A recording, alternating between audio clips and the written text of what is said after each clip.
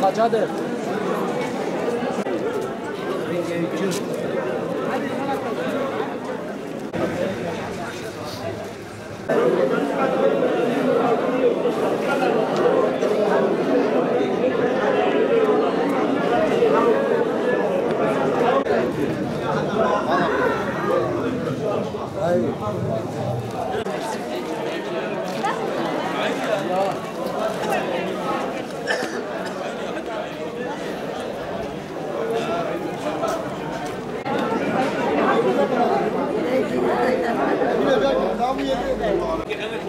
ايش اقول له؟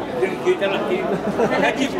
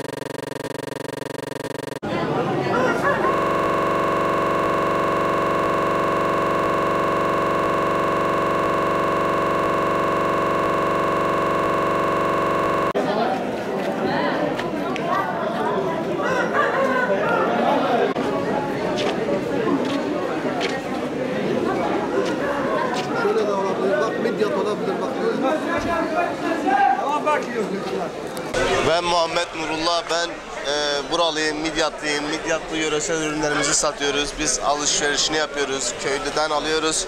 Diyarbakırlı esnaflarımıza, Kızıltepe'li esnaflarımıza toptan olarak veriyoruz. Kuru üzümümüz, pekmezimiz, cevizli sucuğumuz, pestilimiz bulunmaktadır.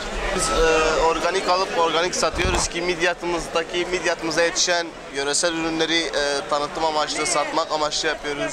Midyat Belediye'mizden teşekkür ediyoruz böyle bize yaptığı kapalı alandan dolayı. Yani güzel oldu, hoş bir yer oldu. En azından Midyatımızın köylülerinin ürünlerini satabileceği güzel bir yer oldu.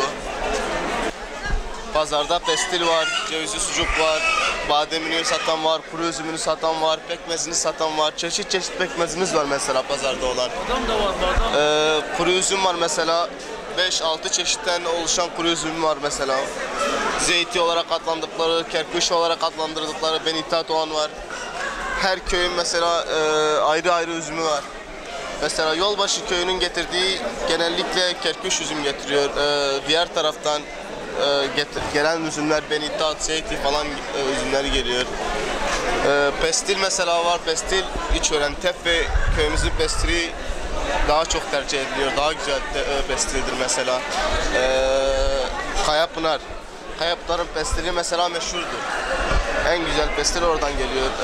Ondan sonra cevizli sucuğumuz var. Yöresel ürünler pazarımız güzel ama küçük, yetersiz. Biraz daha büyük olmasını isterdik.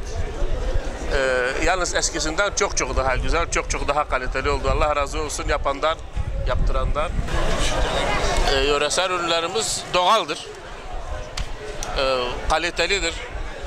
Herkes kendi köyde kendi ürettiği ürünü getirip burada satıyor. Biz de gönül rahatlığıyla alıyoruz.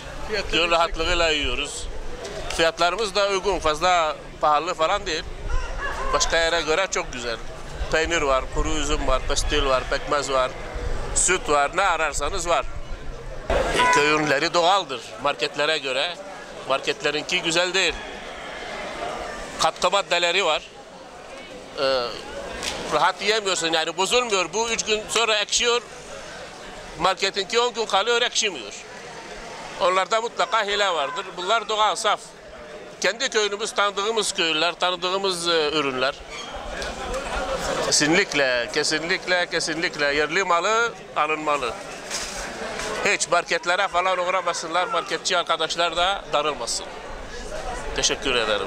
Süt, yoğurt, yumurta alacağız inşallah. Yöresel ürünleri neden tercih ediyorsunuz? Daha sağlıklı,